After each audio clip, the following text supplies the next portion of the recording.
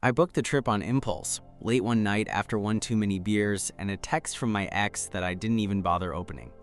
3 nights, ocean breeze, someplace called Coral Pines Resort, just far enough down the Florida coast to feel like it existed outside of real life.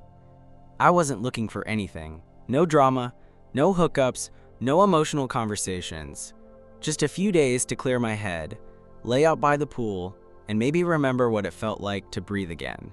So when I walked out to the lounge deck that first morning and found someone sitting in my spot, the only chair with shade and a view of the water, I was already annoyed. He didn't look up, just kept reading his book, legs stretched out, sunglasses on like he belonged there.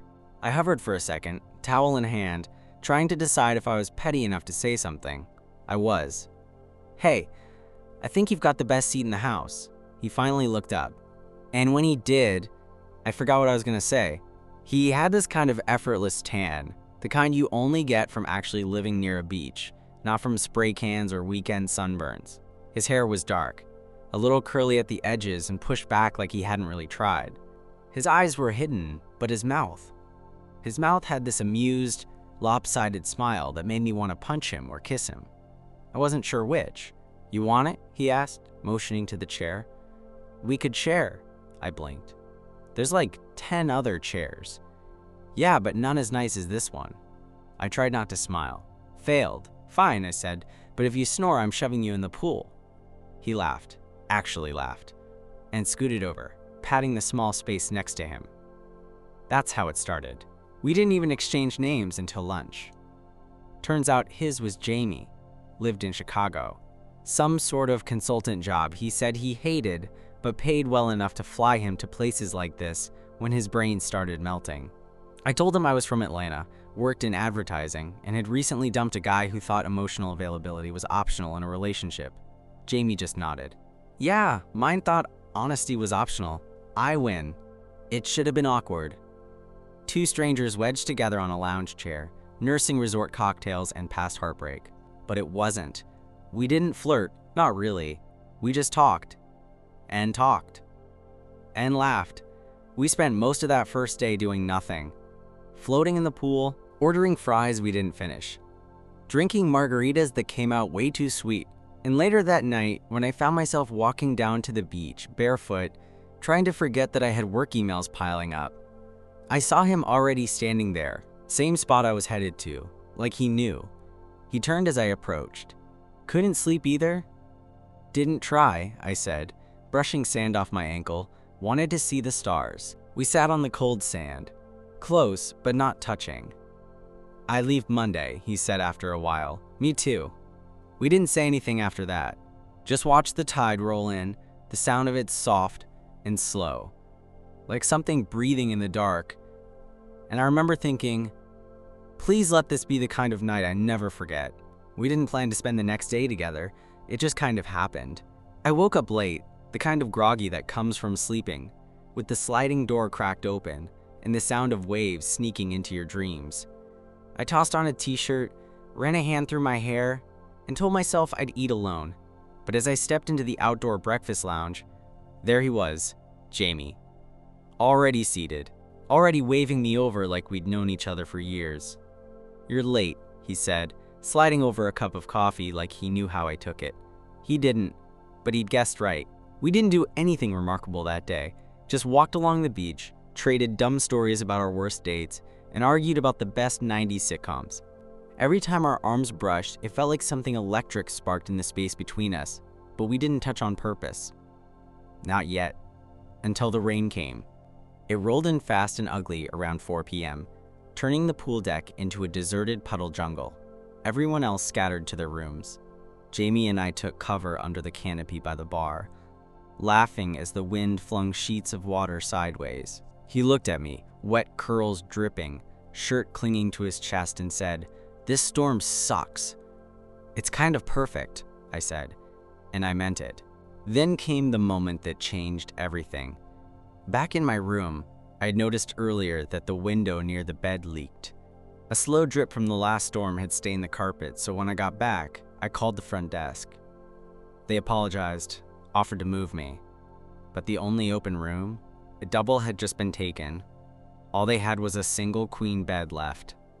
Jamie's room, apparently, was directly across the hall from mine. "You're kidding," he said when I explained it over text. I wasn't. I stood in the hallway with a damp suitcase and a keycard to a room with one bed. "Wanna just crash in mine?" Jamie asked, poking his head out of his room. "2 queens, no leaks." I hesitated, then nodded. And that's how I ended up in Jamie's room, tossing my stuff in the corner, and sitting on one of the beds like this wasn't the most absurdly intimate thing I'd done with a near stranger. We didn't turn on the TV. Just sat in silence for a while, each pretending to scroll through our phones. Then Jamie spoke. "You think there's any chance we'd be doing this if we met back home?" I looked at him, watching the way his fingers fidgeted with the hem of his sleeve. "No," I said honestly. "You're not the type one usually go for." That made him laugh. "What's that mean?" "You're patient, quiet. You listen. That's not my type, apparently." Jamie leaned back on the headboard. "Maybe your type sucks." "Maybe." The silence returned, but it was different now. He set his phone on the nightstand. "Okay," he said slowly.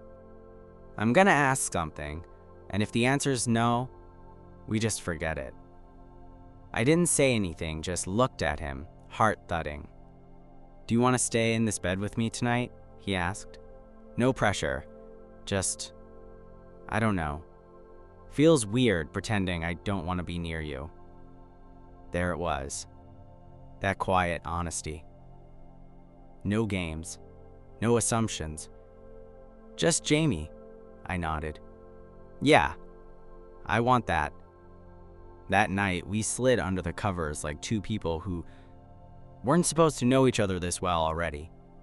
He faced me, his leg brushing mine. I felt his breath, warm and steady, and the air between us felt heavy with everything we weren't saying. Then he reached for my hand under the blanket. "I haven't done this in a while," he said softly. "Me neither." He kissed me once, just once, and then we fell asleep like that, fingers laced. Storm outside, breath sinking. It was temporary. We both knew that. But for the first time in months, I didn't feel alone. Waking up next to someone is always a gamble. You either wake up in that perfect sleepy daze where nothing hurts and the other person is still warm and close, or you wake up twisted in sheets, one leg numb, your breath awful, and your brain screaming, "What the hell did I do?" With Jamie, it was neither. I woke up slowly, to the sound of soft breathing and the feel of his hand still loosely wrapped around mine. For a second, I forgot where I was. Then I saw the resort curtain fluttering in the early breeze, the edge of the pool just visible through the sliding glass door, and I remembered. We were still at Coral Pines. Still on vacation, still in that weird bubble where reality didn't quite reach. Jamie stirred beside me.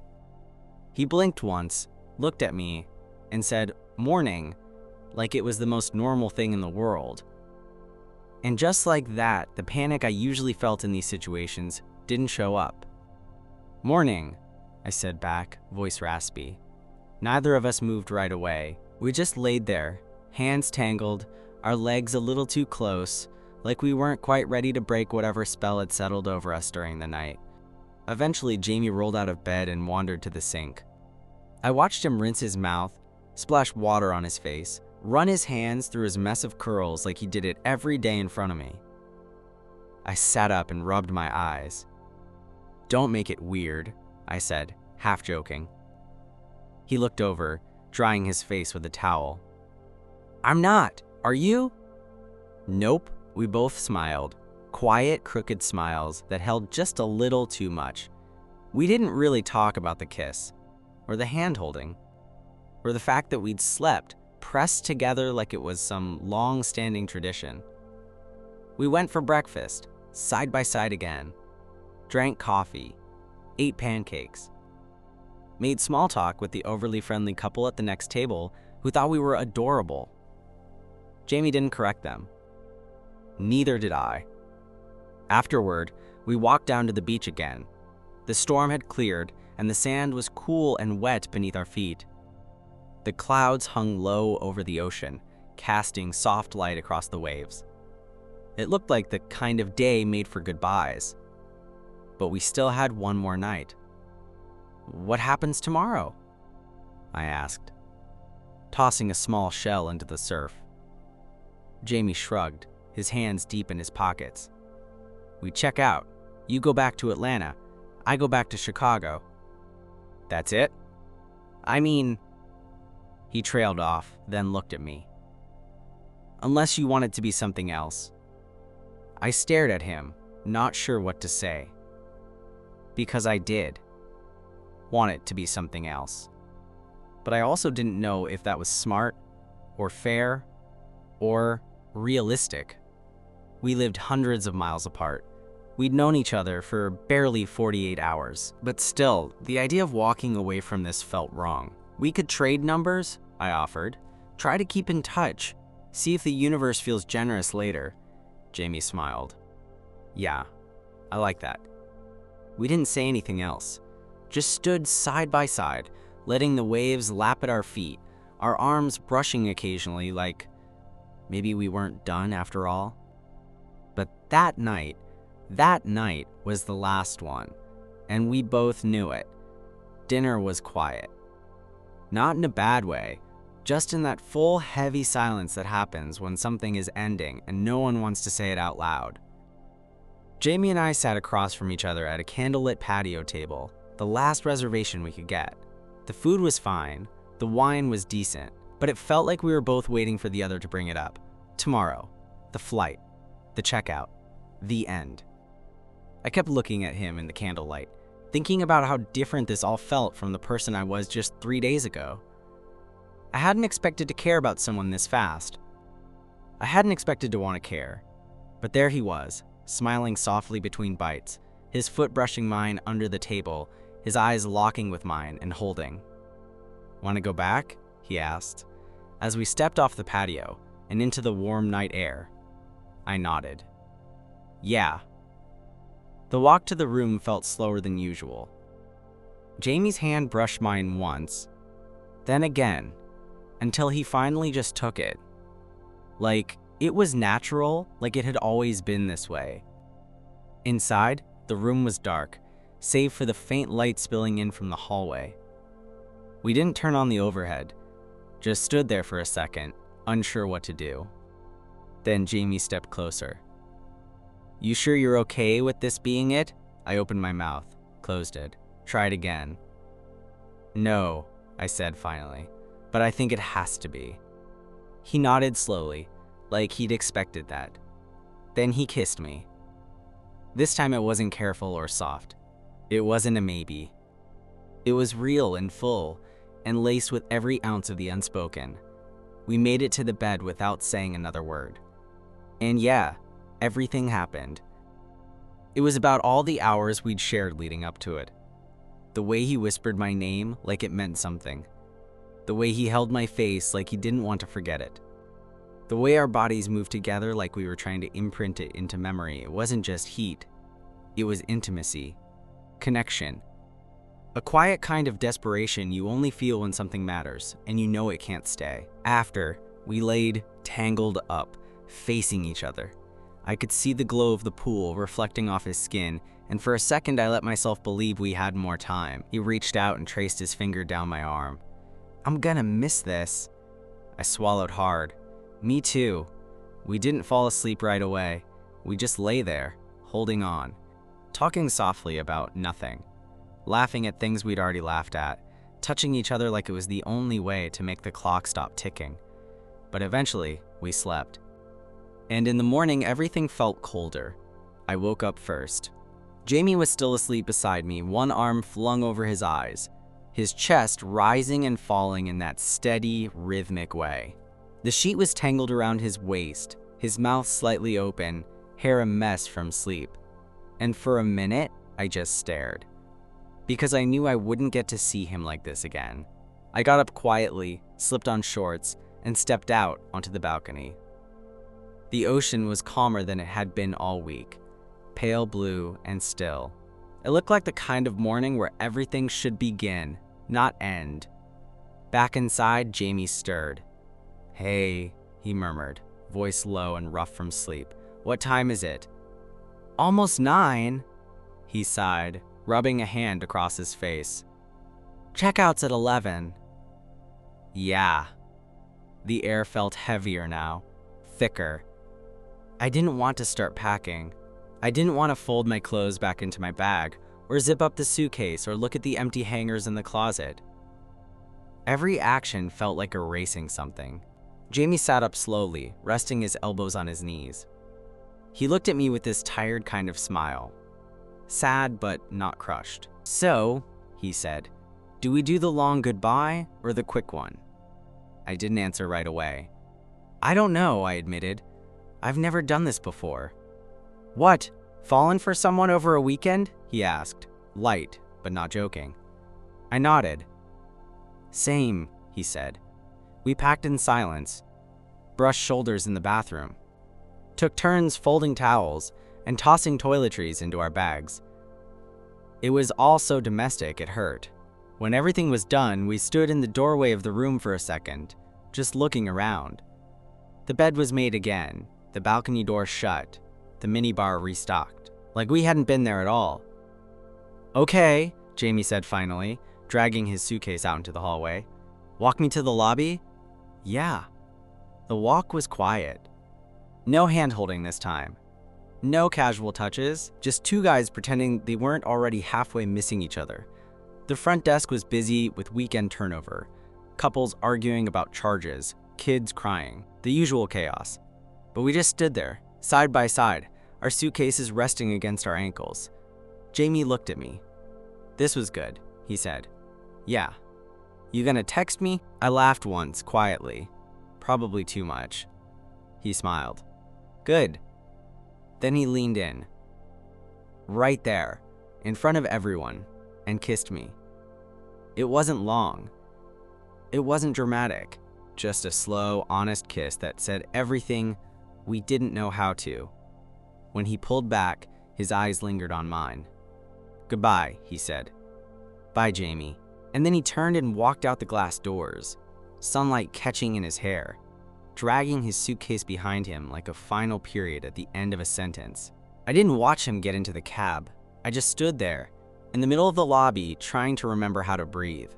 I didn't check out right away.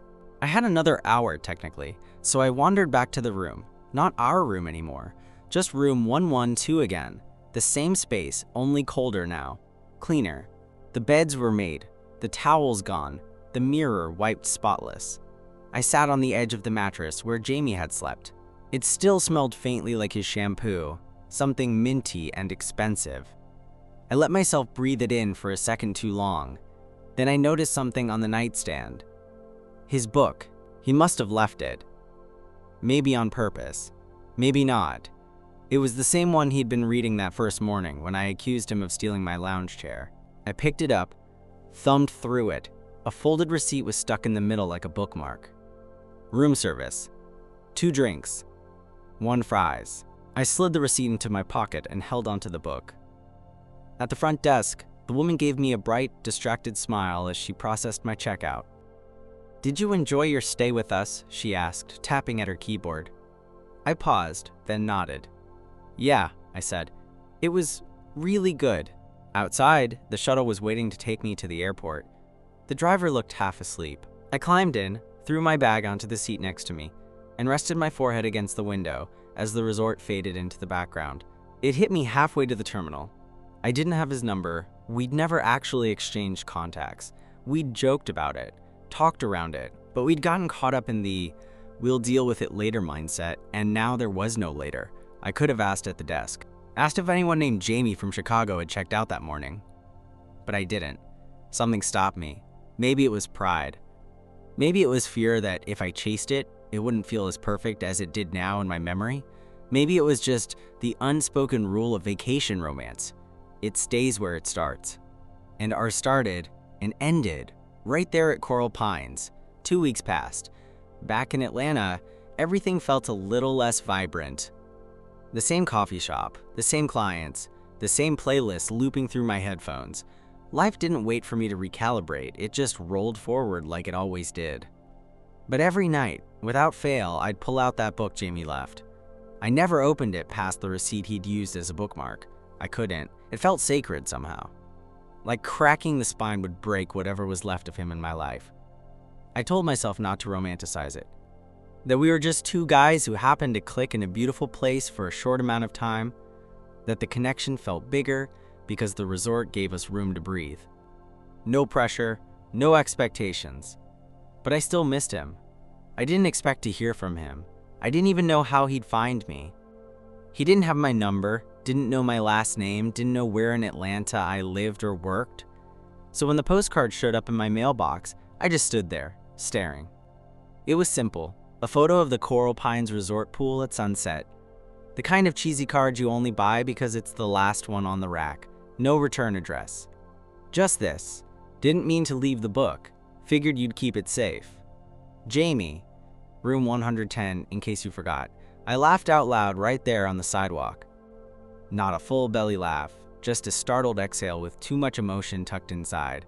He remembered the room number. Of course he did. I flipped the card over a few times, looking for more. A phone number. An address. An invitation. Nothing. But it was something.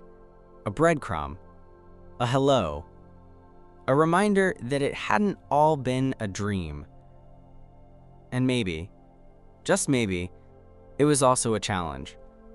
A week later, I mailed a postcard back. One of the Atlanta skyline. I didn't write much. Just, your book's fine, but I think you're gonna have to come get it. No return address. But I signed it. The guy who never shared his fries. And that was it. A short resort romance.